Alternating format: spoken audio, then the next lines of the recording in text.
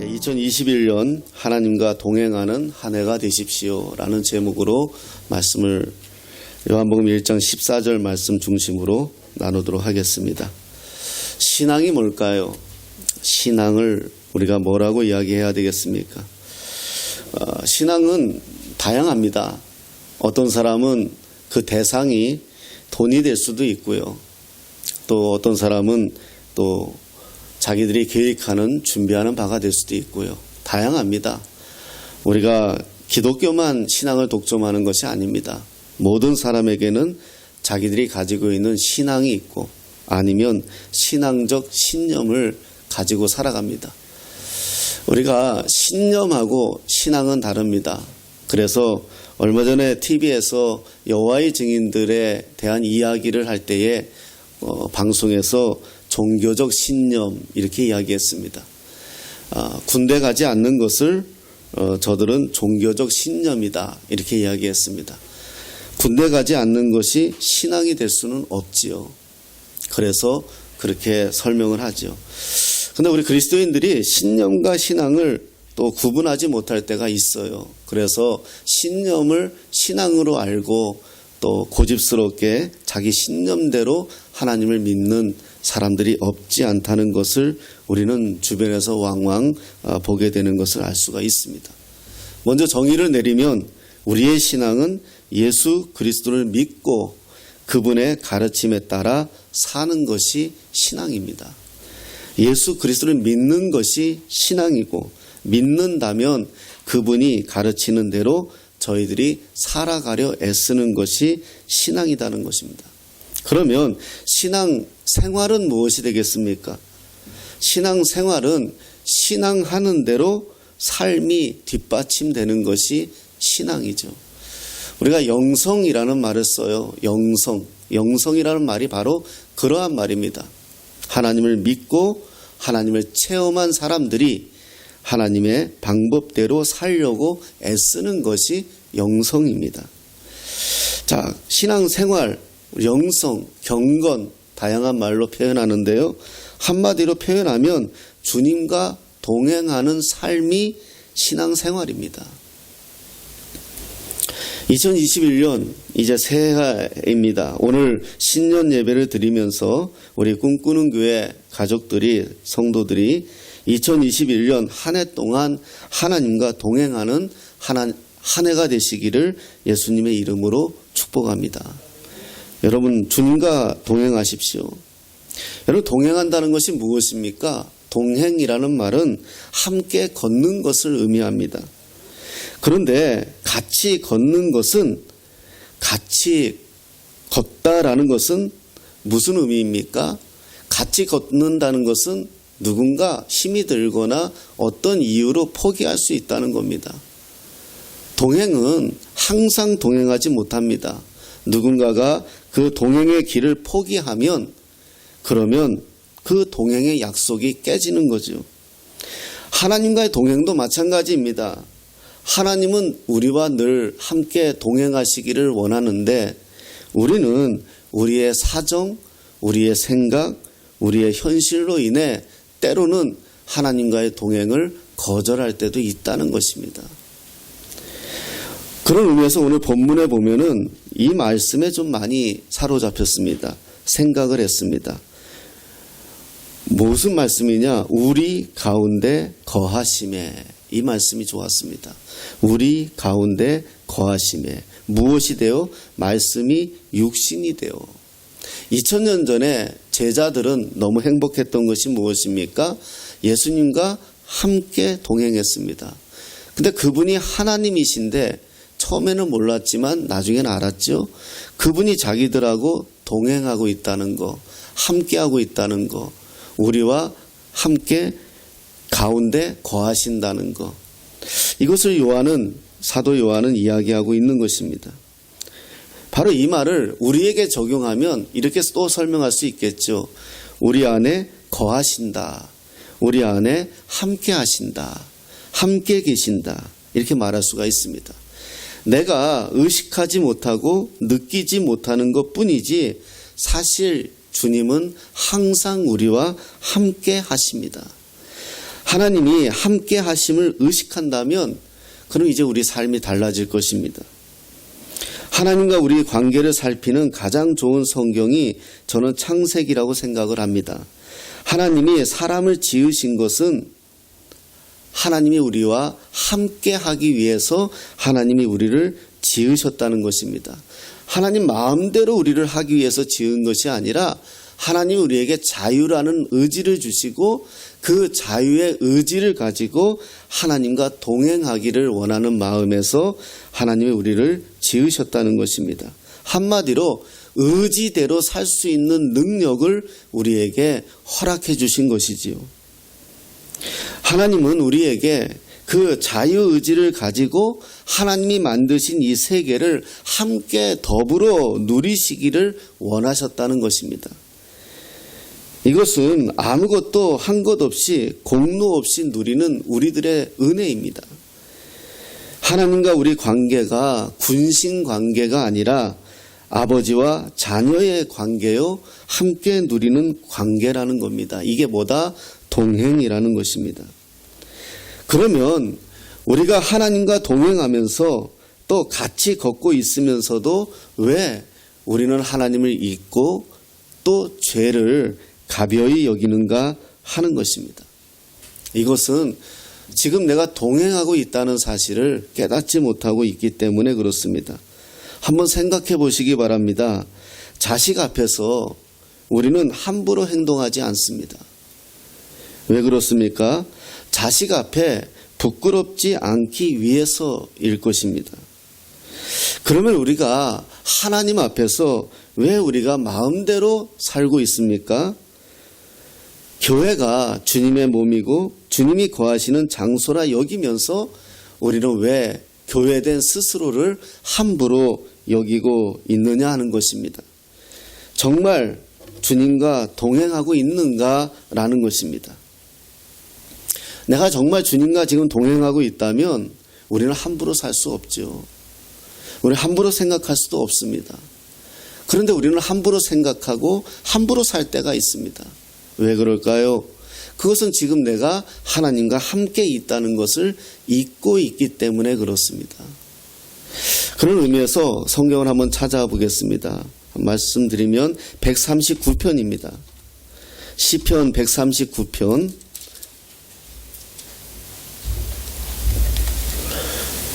말씀입니다. 조금 길지만 제가 1절부터 6절까지 구약성경 903페이지 시편 139편 1절에서 6절까지 제가 읽어보겠습니다. 여호와여, 주께서 나를 살펴보셨으므로 나를 아시나이다. 주께서 내가 앉고 일어섬을 아시고 멀리서도 나의 생각을 밝히 아시오며 나의 모든 길과 내가 눕는 것을 살펴보셨으므로 나의 모든 행위를 익히 아시오니 여호와여, 내 혀의 말을 알지 못하시는 것이 하나도 없으시니이다. 주께서 나의 앞뒤를 둘러싸시고 내게 안수하셨나이다. 이 지식이 내게 너무 기이하니 높아서 내가 능히 미치지 못하리이다. 아멘. 다윗의 고백이거든요. 자기가 앉고 서는 것도 아시고 멀리서도 나의 생각까지도 하나님이 아신다, 이렇게 고백하고 있습니다. 이스라엘 백성들에게 아신다라는 말은 단순히 아는 것이 의미가 아니라 심판에 연결되는 말입니다. 이 아신다라는 말은 내 죄를 안다는 겁니다. 내 행위를 안다는 겁니다. 나의 모든 것을 안다는 겁니다. 내가 지금 나쁜 생각을 가지고 있는 것까지, 내가 지금 미워하는 마음을 가지고 있는 것까지 아신다는 겁니다. 그 즉시 뭐다? 나는 심판의 대상이라는 거예요. 그래서 하나님이 두렵다는 겁니다. 이것을 고백하는 거예요. 다윗에게 있어서 사실은 정말 원수 아닌 원수는 자기 장인이잖아요. 자기 아내의 남편인데 사울 왕이 자기를 죽이려고 하잖아요. 왜? 사람들에게 인기가 있다고, 자기 왕위를 찬탈할까 봐. 끝까지 추격하면서 다윗을 죽이려고 하는데 원수는 외나무 다리에서 만난다고 한 굴에서 만나요. 참 희한하게 만나요. 성경에 보면 재미가 있어요. 사울이 죄송한 표현으로 화장실이 급해서 찾은 굴에 다윗이 있었어요. 그러니 무방비 상태잖아요. 사울이 죽일 수도 있었잖아요. 죽이면 자기가 왕이 되는 거고 죽이면 자기가 편안해지는데 도망생활 끝장내도 되는데 안 죽입니다. 왜 안 죽이느냐? 하나님이 세운 왕이라는 거예요. 그 마음은 뭐죠? 하나님을 두려워하는 거예요. 이걸 성경은 뭐라고 얘기하느냐? 경외라고 얘기하는 거예요. 경외. 지금 우리는 하나님을 두려워하지 않습니다. 왜냐하면 죄를 해결할 수 있기 때문에 그래요. 바로 예수님이시죠. 그래서 예수님과 동행하면, 정확히 말하면 예수님의 영이신 성령과 동행하면 하나님이 우리와 동행한다. 우린 이렇게 고백할 수 있다는 것입니다. 그러므로 성령님과 함께 살아가는 것이 신앙생활입니다. 우리는 고백하죠. 내 안에 주님이 계신다고. 그래서 우리는 신앙생활 하는 것입니다. 여러분, 무당을 한번 생각해 보시기 바랍니다. 제가 늘 한 번씩 예화를 드는 대목이에요. 무당이 왜 무당입니까? 그 사람 안에 귀신이 들어가서 무당이죠. 물론 요즘은 배워서 하는 무당도 있지만은요. 신내림한 무당이 무당 아니겠습니까? 한겨울에 찬물로 샤워하고요. 그 무당들이 작두도 타고요. 진짜 무당은 그 안에 귀신이 들어가 있는 거죠. 자, 그런데 우리는 우리 안에 누가 계신다고 얘기합니까? 성령님이 계신다고 얘기해요. 고린도전서 3장에 말씀하십니다. 그리고 성경이 뭐라고 말씀합니까? 우리가 하나님의 집이라고 말합니다. 우리 안에 성령이 계신다는 거죠. 하나님이 계신다는 거예요. 무당은 자기 안에 귀신 하나만 들어와도 찬물로 샤워하고 난리 납니다. 그런데 우리 안에 성령이 계시는데 우리에게서 신앙생활이 나타나지 않는다면 우리는 둘 중에 하나죠. 여러분, 무당은요, 귀신을 받아들이고 싶어서 받아들인 거 아니에요. 그들이 귀신이 어서 오시옵소서 그렇게 하지 않아요. 귀신에게 감사 헌금하고 성교 헌금하고 주일 헌금하지 않아요. 왜냐하면 그들은 원해서 받은 귀신이 아니기 때문에 그래요. 근데 우리는 어떻습니까? 성령님이 오시옵소서. 왜 그렇습니까? 우리가 원해서 하나님 내게 오시옵소서 하는 거예요. 우리는 성령이 우리 안에 계신다는 거, 이게 신앙생활이에요. 한낱 무당도 귀신 하나만 들어오면 난리 법석을 치는데 하나님을 모신 우리가 왜 삶에서 능력이 없고 세상을 이길 힘도 없고 세상을 담대하게 대적할 힘도 없느냐? 왜 우리가 세상에 자꾸 쪼그라뜨림을 당하고 내 삶에 문제를 당하고 경험을 당할 때 떨쳐낼 수 없느냐? 두 가지죠. 하나님의 능력을 경험하지 않았거나 하나님의 능력을 쓸 준비가 되어 있지 않다는 거죠. 그래요. 살면서 돈도 없을 수 있고요. 살면서 문제가 있을 수 있어요. 그런데 그것으로 인해서 내가 짜부라트림을 당한다면 아직 하나님을 모르는 거예요. 다윗이 139편에 다윗의 시를 고백했지만 다윗은 도망다니면서도 하나님을 찬양했고 하나님을 기뻐했어요.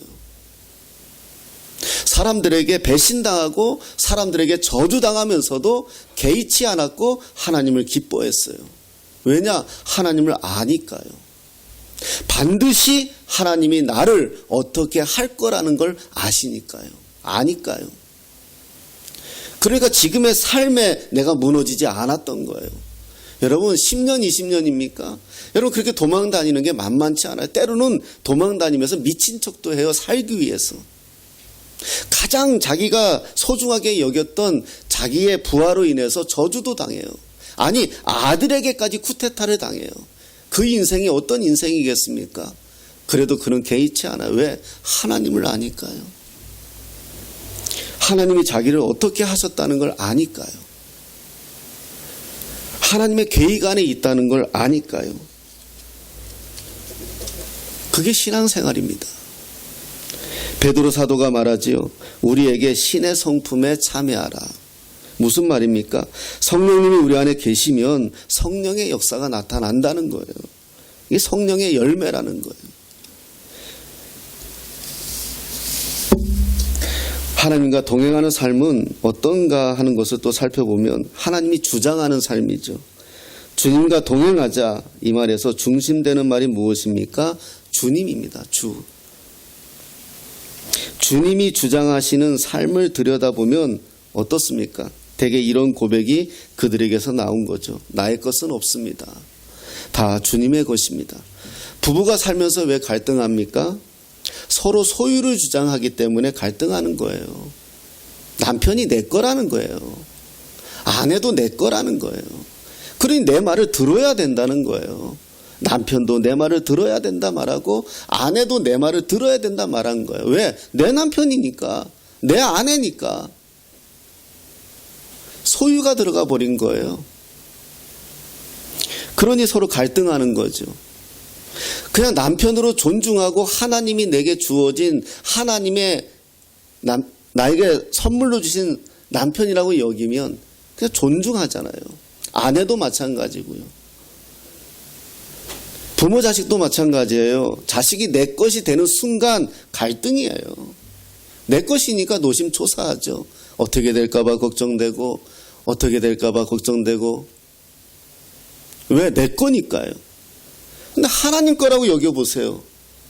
내가 걱정할 이유가 별로 없어요. 왜? 자식이니까 왜 걱정이 안 되겠습니까? 내 자식인데. 그러나 하나님께 맡길 수가 있어요.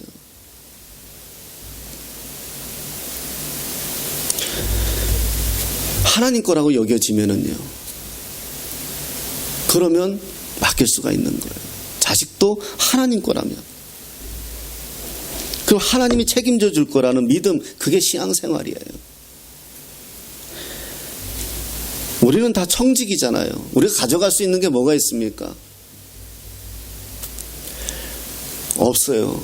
가져갈 게 없어요. 우리는 그냥 청직이거든요. 맡겨준 것을 감당하는 것 뿐이더라고요. 인생이 그렇더라고요. 우리 어른들 보더라도요.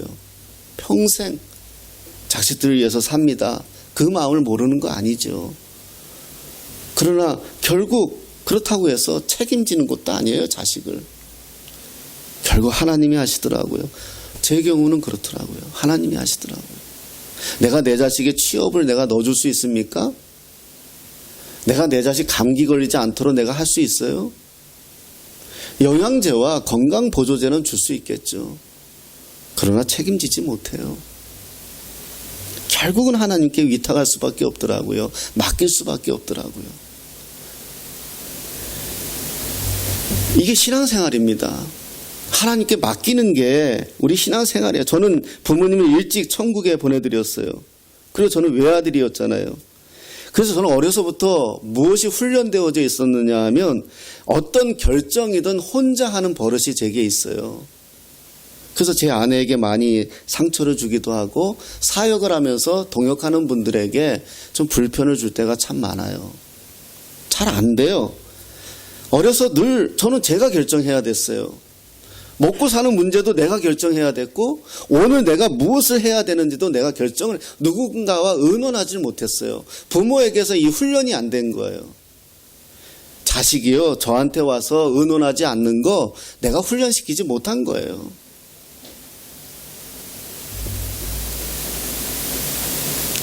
내가 아들하고 내가 자녀하고 어떤 문제든지 상의를 하고 서로 의논을 하고 그래서 어려서부터 결정이 됐으면 아이도 자연스럽게 크면서 부모하고 의논해요. 근데 저는 우리 아이가 어려서부터 한 번도 제 아이의 의견을 들은 적이 없어요. 왜? 내 생각이 옳았다고 여겼기 때문에요. 그러니 아이가 어떤 의견을 내도 다 묵살. 그건 네 생각이 아직 네가 어려서 그래. 너 잘 몰라. 왜 그랬는지 몰라요. 너무 후회합니다. 들어주고 아 그래 네 생각이 그렇구나. 그래 한번 그렇게 해보자. 이렇게 좀 했으면 좋았는데 제가 그걸 못했어요. 하나님이 없어서 그랬어요. 하나님을 일찍 알았고 내 자식도 하나님이 나에게 맡겨진 거라고 알았다면 우리 아이를 있는 그대로 존중했을 거예요. 하나님을 보았을 거예요. 저는 그게 안 됐어요. 그래서 일은 좀 빨리 결정하고 일은 빨리 했는지 모르지만 실수와 실패가 많은 삶이었다는 것을 저는 늘 고백합니다. 제 아들에게도, 제 아내에게도, 제 형제들에게도. 우리가 주님과 동행한다면 우리 삶의 주도권을 하나님께 맡겨드려야 해요. 여러분, 아이가 실패를 하더라도 그걸 그냥 한번 받아줘 보세요. 실패하면서 배워요. 깨달아요. 아이가 실패한다고 집안 망하는 거 아니에요. 넘어져도 빨리 넘어지는 것이 아이에게는 면역주사예요. 신앙이 좋다, 이 말은 성경을 얼마나 많이 아느냐, 하나님 앞에 무엇을 했느냐, 이것이 아니라 내 문제를 하나님 앞에 어떻게 빨리 내려놓을 수 있느냐예요. 이게 신앙생활을 잘하는 거예요. 혼자 어떻게 해보려고 부득불 바득불 애쓰면 자기 마음만 상해요. 그래서 요즘 우리는 지는 어떨지 몰라도 좀 우리 애가 당황하긴 당황해요. 제가 웬만하면 다 물어봐요. 그냥 제 아들한테요. 네. 저도 이제 노후 준비해야 되잖아요. 지금서부터 잘 보여놔야지. 네. 여러분, 길거리에 내가 그 얘기를 한 번씩 해요. 길거리에 거지들, 얼마 전에 이제 어떤 분 한 번 우리 교회에 오셨었는데, 이 많은 보따리, 거지들 보면은요, 한결같이 보따리 하나씩 갖고 다녀요. 큼지막한 거. 꼭 보따리 갖고 다녀요. 거지들 봐보세요. 맨몸으로 다니는 분들 별로. 물론, 의식주 근데 있잖아요. 그 보따리 한번 풀어보세요. 전 풀어본 적 있어요, 한번. 우리 교회가 아니라 다른 교회 있을 때. 그래서 제가 다른 걸로 다 채워줬어요. 쓸 거 하나도 없어요. 다 못 먹고 못 입고 하는 것들 뿐인데도 거지가 있잖아요. 끙끙거리며 끌고 업고 다녀요. 메고 다녀요. 왠지 아세요? 그분은요, 그게 자기를 지킨다고 믿어요. 이거라도 있어야 자기가 산다라고 믿어요. 그러니까 써먹을 것도 없는 거, 막 양말 쪼가리 막 이런 거 다 빵꾸난 거 오래 이거 막 메고 다니는 거예요. 근데 그거 없어도 살아요. 오히려 더 자유할 수 있어요. 바로 이런 것 같아요. 우리가 하나님을 믿는다면 우리 삶을 하나님께 맡겨드린다는 거예요. 내 문제로 내가 하라 하면 한계가 있잖아요. 오히려 갈등만 일어나죠. 부부 문제도 그렇지 않나요? 그렇다고 포기하자는 것이 아닙니다. 주님 앞에 맡긴다는 거죠. 하나님이 하시자는 대로 해보자는 거죠. 내가 최선을 다하겠다고 준비는 하지만 나는 포기하진 않지만 하나님이 하시도록 기다리는 거죠. 그냥 평생 기다려야 되더라고요. 아내도 그렇고 자식도 그래요. 평생 기다려야 되는 거더라고요. 신앙생활의 가장 우선은 하나님의 영광입니다. 내가 무엇을 하느냐, 누구를 위하여 사느냐 중요하죠. 얼마 전에 그 TV를 보다가 잘 아는 내용이지만 다시 한번 보면서 깜짝 놀랐어요. 일본이 패망을 하잖아요. 일본이 패망하는데 일본이 패망을 하고 메가더 장군 앞에서 항복 선언을 하잖아요. 그러면서 참 나라가 힘이 있어야 돼요. 미국이 우리를 이뻐서 도와준 거 절대 아니더라고요. 역사를 보면 볼수록요. 그러니까 일본에 사실 그때 왕을 폐위시켰어야 되거든요. 그 민주주의잖아요. 근데 메가더 장군이 폐위를 안 시켜요. 딜을 해요. 그 딜이 뭐냐 하면은 일본이 전폭적으로 미국의 뜻에 따르겠다는 것과 또 하나는 미국은 일본에게 일본의 왕을 지금 폐위시키면 전국이 혼란이 올 것 같은 거예요. 그럼 지금 이 소련이나 이 중국이나 중공이나 이런 그런 시대인데 이게 라인이 지켜지지 않을 것 같았던 것 같대요.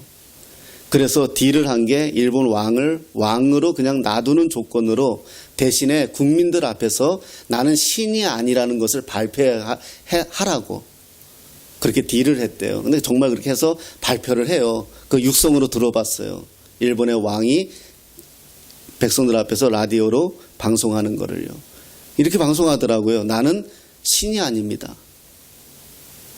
이렇게 방송을 해요. 그리고 뭐라고 얘기하냐면 나는 신은 아니지만 신의 역사는 뭐 하여튼 이상하게 뭐 이 말도 아니고 저 말도 그렇게 말을 해요. 애매하게. 근데 일단 신은 아니라고 얘기해요. 근데 웃기는 게 뭔지 아세요? 이 소리를 듣고요. 전 일본 사람들이 다 바깥에 나와가지고요. 땅바닥에 엎드려가지고 대성통곡하면서 자기들의 왕을 위해서 울어요. 신이 아니라고 했다고. 이게 실제 있는 일이더라고요. 저도 그 영상을 보면서 정말 깜짝 놀랐어요.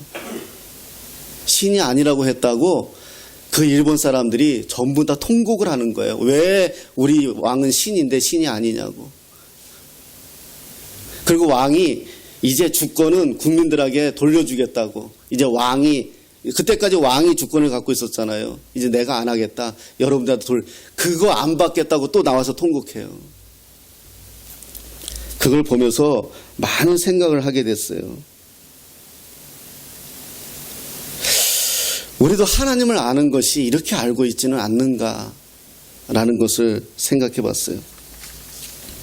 고린도전서 15장 31절에 이런 말씀이 있습니다. 나는 날마다 죽노라 라는 말이 있습니다. 사도 바울은 내가 죽는다는 거죠. 왜 그렇습니까? 내가 죽어야 내 안에 주님이 살기 때문에 그렇다라고 고백하는 것입니다. 우리가 신앙생활은 주님과 동행하는 거라고 했는데 주님과 동행하는 것은 뭡니까? 내가 죽고 이제 주님이 사는 겁니다. 왜 그렇습니까? 한 몸에 두 주인이 함께 살 수가 없기 때문에 그래요.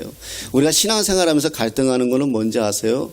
하나님이 주인 되셔야 되는데 내가 여전히 주인 노릇하려고 하니까 여기서 오는 갈등이 있어요.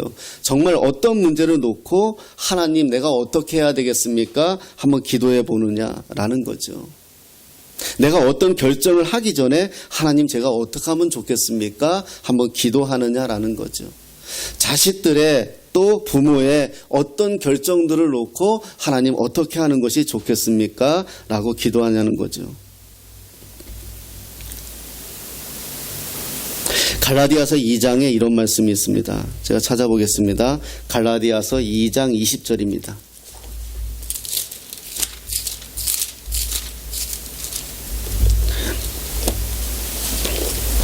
갈라디아서 2장 20절입니다. 우리가 너무나 잘 아는 말씀이죠. 한 번씩 좀 이렇게 분노라든가 한 번씩 정말 이렇게 화가 난다든가 한 번씩 내가 막 정말 어찌할 수 없을 때 한번 이 말씀을 한번 잘 이렇게 빨간 줄로 언더라인 해놨다가 색인 해놨다가 한 번씩 한번 읽어보십시오. 저는 이게 참 이게 도움이 되는 말씀입니다.